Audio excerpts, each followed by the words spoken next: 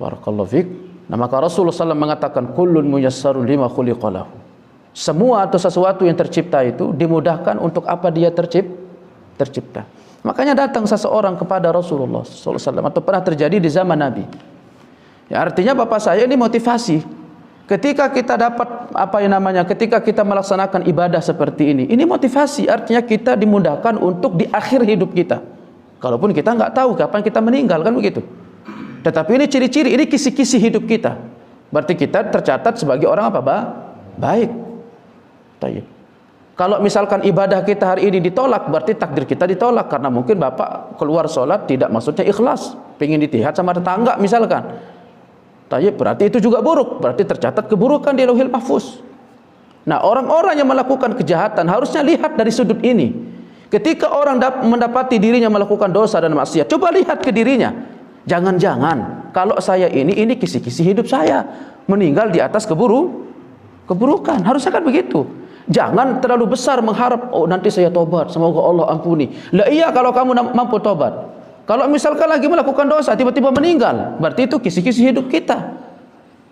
Supaya cepat kembali. Datang seseorang bapak saya, atau pernah seseorang dia menanam pohon kurma di samping rumah tetangganya. Lalu salah satu ranting atau dahannya itu mengeluncur kemana? Ke tetangga atau rumah tetangganya. Tetangganya itu saleh, tetapi apa? Fakir, wa'yal. Orang soleh, miskin dan punya anak.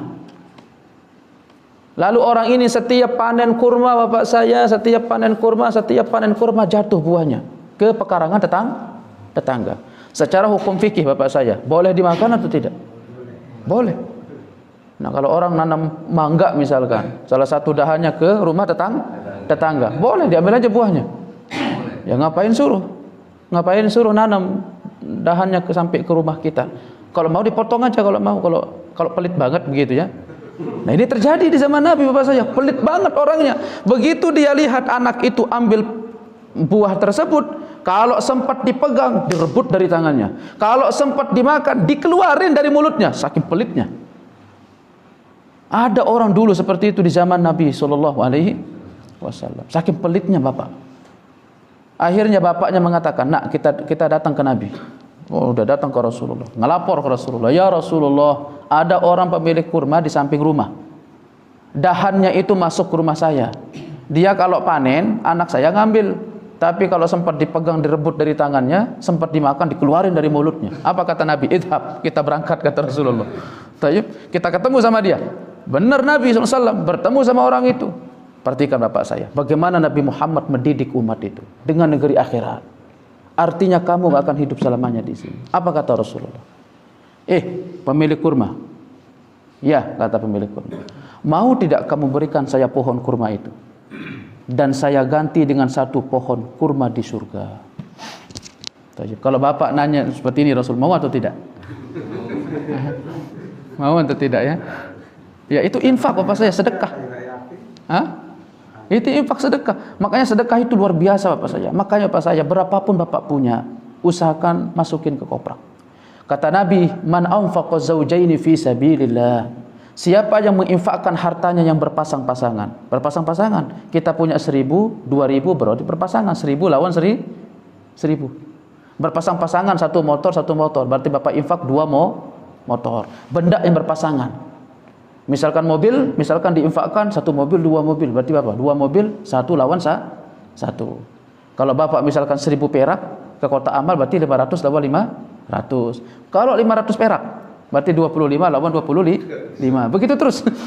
Tayyib. Ya. Ya, tapi kalau bisa jangan terlalu sedikit lah ya, 25. Kalau dipecah 2 berapa? 25 perak. Berapa tuh kalau dipecah 2? Ya kalau bisa 1.000 lah, 1.000, 500. 2.000, 1.000 lawan 1.000. Apa kata Allah? Nudiya min abwabil jannah. Nanti dia akan dipanggil dari pintu-pintu syurga. Ini kekuatan sedekah bapak saya. Kekuatan sedekah. Nah, Rasulullah mengatakan, kamu berikan saya pohon kurma itu, saya ganti kamu dengan pohon di surga. Dia mikir orang itu. Apa dia bilang? Bisa saja sih saya kasih. Kurang ajar nih orang ini ya. Padahal yang ngomong siapa? Rasulullah. Rugi dia. Padahal sudah dijanjikan sama Nabi Muhammad. Dia mengatakan, bisa saja saya berikan, tapi masalahnya pohon saya ini pohonnya yang paling banyak buahnya. Sementara pohon kurma saya lain itu agak kurang berbuah. Enggak mau katanya. Allah. Rasulullah langsung meninggalkannya.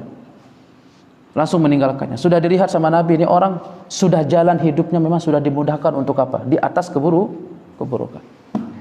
Barakallahu fiik. Akhirnya Rasulullah pergi. Akhirnya ada orang mengintip, orang keempat ngintip. Dia dengar kata Nabi tadi, kalau kamu berikan saya pohon kurma itu, saya akan berikan kamu pohon di surga. Dikejar Nabi Muhammad sampai di rumahnya Rasulullah, sampai dia mengatakan, ya Rasulullah, engkau tadi mengatakan kepada si fulan, kalau sekiranya fulan memberikan kurmanya kepada engkau, maka engkau akan berikan dia pohon di mana? Di surga. Kalau sekiranya saya sekarang, ya Rasul, aku miliki pohon tersebut dan aku berikan kepada engkau, apakah pahalanya masih sama? Engkau berikan aku pohon di surga? Naam. Iya, kata Rasulullah. Dan orang ini bapak saya, dia itu tukang kebun kurma, punya sekian hektar. Dia bisa mengatakan sama Nabi, saya Nabi punya pohon kurma banyak di rumah, ngapain beli yang itu? Saya punya banyak satu kebun di mana? Di rumah. Tapi dia tahu Nabi Muhammad mengincar satu pohon itu, maka dia tidak ingin menggantikan untuknya lain, karena Rasulullah ingin pohon yang itu sallallahu alaihi wasallam. Itu mereka dulu para sahabat. Apa yang dicintai oleh Rasul dia akan kejar, kalaupun mereka punya. Akhirnya dia datang ke tukang kebun itu. Dia mengatakan, tukang kebun, berikan saya itu, bagaimana cara saya untuk memilikinya? Ya, dia bilang lagi, bisa saja sih sebenarnya, katanya. Ya sama jawaban yang di awal. Masalah ini pohon saya yang paling banyak buahnya. Ini kayaknya kamu nggak bisa deh memilikinya. Saya juga nggak mau jual. Akhirnya berdebat panjang. Dengan apa saya bisa memiliki pohon itu? Apa kata orang ini menjawab? Boleh engkau miliki dengan 40 pohon kurma. Lebih kurang ajar lagi kan? Satu pohon diganti sama satu kebun. Satu kebun kurma. Abak saya. Sampai orang ini mengatakan apa? Sahabat Nabi tadi mengatakan apa? Kamu ini membesar-besarkan masalah. Masa ada satu pohon ditukar sama pohon 40 pohon kurma? Tapi dipacu dirinya. Nabi sudah berjanji tadi, kalau kamu kasih saya pohon itu, saya akan kasih apa? Pohon Dia bilang surga. Tayyib. Deal 40 pohon kurma. Allahu Akbar. Dilepas satu kebunnya bapak saya, hanya untuk ngincar satu pohon yang dia apa? Disukai sama Nabi Muhammad. Ini kalau enggak negeri akhirat jadi motivasinya bapak saya, enggak mungkin. Tapi motivasinya apa? Akhirat. Akhirnya apa kata orang tersebut? Saya enggak percaya. Sebelum saya berpisah dari majelis ini saya enggak percaya. Bagaimana caranya? Nah, ini saking pelitnya orang ini, sakit takutnya. Padahal dia sudah bilang deal kok. Apalagi ini sahabat Nabi, enggak mungkin bohong. Tapi apa dia katakan? Saya enggak percaya sampai kita berpisah dari majelis ini. Saking keselnya orang ini mengatakan apa? Yang qata'akallahu anka. Semoga Allah menceraikanmu. Maksudnya apa? Semoga Allah tidak melihatmu sama sekali. Udah akhirnya apa? Sudah, akhirnya tekan kontrak. Kalau kita mungkin tanda tangan, stempel, berapa? Satu pohon diberikan 40 pohon kurma. Waktu itu dia jual dua pohon kurma. Berarti kalau 2 pohon kurma, berapa pohon kurma diganti? 40. Hanya untuk 2 pohon kurma. Akhirnya dia saking senangnya apa saya bisa miliki satu pohon itu, dia datang ke Nabi. Ya Rasulullah, pohon kurma yang ada di sebelah rumahnya si fulan itu sudah menjadi milikmu ya Rasul. Akhirnya Rasulullah menggandeng tangannya. Kemudian apa kata Rasulullah? Kita berangkat. Kemudian Rasulullah pergi ke rumah si fulan. Kemudian Rasulullah mengatakan kepada si fulan, pohon kurma ini sudah menjadi milikmu sallallahu alaihi wasallam. Orang tersebut bukan berharap buahnya bapak saya. Dan Rasulullah pun tidak menunggu untuk dia berbuah, tidak. Tetapi yang diberikan oleh Rasulullah atau dimaksudkan oleh Rasulullah apa? Berinfak kepada orang yang membutuhkan. Seperti itu dulu. Persaudaraan Islam itu seperti itu Pak saya. Nah hari ini kita diuji dengan persaudaraan kita. Saling tolong menolong antara satu dengan yang lainnya yang membutuhkan untuk kita bantu. Itu seperti itu Pak saya. Fasanuyassiruhu lil yusra, maka Allah akan memudahkan dia untuk berjalan di atas kemudahan. Ketika dia itu adalah penduduk surga, tu ahli surga, maka Allah akan mudahkan dia berjalan di atas nilai-nilai surga. Tetapi kalau dia itu adalah ahli neraka, maka Allah akan mudahkan dia berjalan di atas nilai-nilai neraka. Nah, ini hendaknya menjadi introspeksi diri kita, Bapak saya.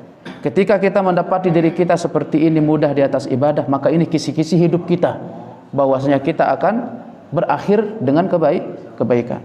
Ketika kita berada di atas keburukan, kisi-kisi hidup kita berakhir di atas keburukan. Tetapi bukan untuk memvonis orang. Sekali lagi ini menunjukkan bahwa akhir hidup seseorang itu yang mengetahui hanya siapa? Allah.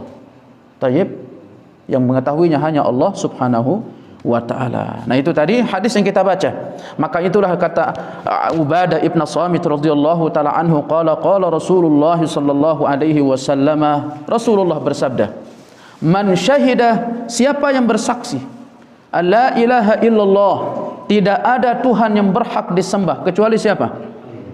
Allah. Nah, ini kita muslim ini, asyhadu an la ilaha illallah wa asyhadu anna muhammadar rasulullah. Ini sudah kabar gembira nih Bapak saya. Siapa yang bersaksi tidak ada ilah yang berhak disembah di bumi ini kecuali Allah wahdah, satu-satunya.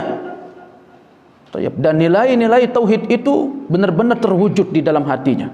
Tidak menuhankan uang, tidak menuhankan pekerjaan, tidak menuhankan aktivitas, tidak menuhankan istri, tidak menuhankan anak. Makanya dulu Abu Talhah itu pernah datang ke Rasulullah, bapak-bapak saya. Dia mengatakan apa? Talhatu nafaqah, ya Rasulullah. Atau dia mengatakan Talhah sudah munafik, Talhah sudah munafik. Didengar sama Abu Bakar. Apa kata Abu Bakar? Kenapa kamu mengatakan demikian? Iya, dulu ketika kita berada di sisi Nabi, dinasihati sama Nabi, berhenti mendengarkan khutbah Nabi, hati kita itu termotivasi untuk melakukan apa? Amal Begitu kita pulang, mulai kita sibuk dengan masalah-masalah duniawi, sibuk sama istri, sibuk sama anak, sibuk sama pekerjaan. Munafik tolah. Benar atau tidak Bapak saya? Ya persislah kayak kita lah ya. Kalau sekarang dengerin ceramah, baik. Begitu pulang, balik lagi biasanya. Barakallahu fiik. Biasanya kan kita begitu ya. Wah, begitu dengar ustaz ceramah, ya Allah, udah kayak orang mau mati aja gitu kan. Surga, neraka gitu, surga, neraka, sampai kita berdoa, Allahumma inna nas'alukal jannah, ya Allah. Apalagi ustaznya mungkin berapi-api, masukin saya ke surga ya Allah. Dan doa di majelis ilmu minta surga, Allah akan kabulkan. Seperti ini Bapak saya, itu detikkan di hati, ya Allah masukin saya surga. Para malaikat itu Bapak saya mencari-cari majelis, tempat-tempat duduk orang, tempat nongkrong. Nongkrong lah bahasa kita ya, duduk-duduk bareng. Para malaikat itu mencari majelis apa? Majelis ilmu. Begitu dia dapat di mushola mujahidin, dipanggil teman-temannya lain. Yang kalian cari ada di sini. Mereka itu kumpul bersama siapa? Orang-orang yang duduk di majelis ilmu. Kemudian dia naik ke atas langit, ditanya sama Allah, bagaimana kalian bertemu dengan hamba-hambaku? Mereka bertasbih kepadamu, mereka memujimu, mereka menyucikanmu, mereka mengagungkanmu ya Allah. Allah nanya sama mereka, apakah mereka melihat aku? Apa kata malaikat? Enggak ya Allah. Apa kita melihat Allah? Kan enggak. Maksudnya Allah bertanya, motivasi mereka itu apa? Gaib atau nyata? Gaib itu motivasi terkuat Bapak saya. Makanya jangan sampai luntur, motivasi kita itu gaib. Apa? Akhirat. Nah, sesuatu yang nggak bisa kita pegang masalahnya. Tetapi ada orang itu rajin ibadah sholat tahajud karena motivasinya apa? Akhirat. Sesuatu yang nggak konten. Tayyib, barakallahu fiik. Lalu Allah berkata apa? Kalau sekiranya mereka melihat saya, bagaimana wahai para malaikat? Apa kata para malaikat? Tentu mereka akan lebih semangat lagi untuk apa? Menuntut ilmu. Apa yang mereka minta di surga? Mereka minta masuk surga ya Allah. Apakah mereka lihat surga? Enggak ya Allah. Sekiranya kalau mereka melihat surga bagaimana? Tentu mereka akan terus minta untuk masuk surga. Nanti kita akan sebut di pelajaran berikutnya, ini enggak cukup kayaknya. Nanti saya akan bacakan riwayat-riwayat tentang ahli surga. Kumpulan-kumpulan hadis menyebutkan tentang surga. Sekiranya mereka melihat surga, bagaimana mereka? Tentu mereka akan lebih semangat lagi untuk ibadah ya Allah, menuntut ilmu. Apa yang mereka minta? Berlindung darinya. Terbebas dari apa? Neraka. Apakah mereka melihat neraka? Tidak ya Allah. Sekiranya mereka melihat neraka bagaimana? Tentu mereka akan terus minta berlindung kepadamu dari neraka. Apa lalu kata Allah Bapak saya? Qad ghafartu lahum. Bilang sama mereka, aku sudah ampuni kesalahan-kesalahan mereka semuanya. Allah.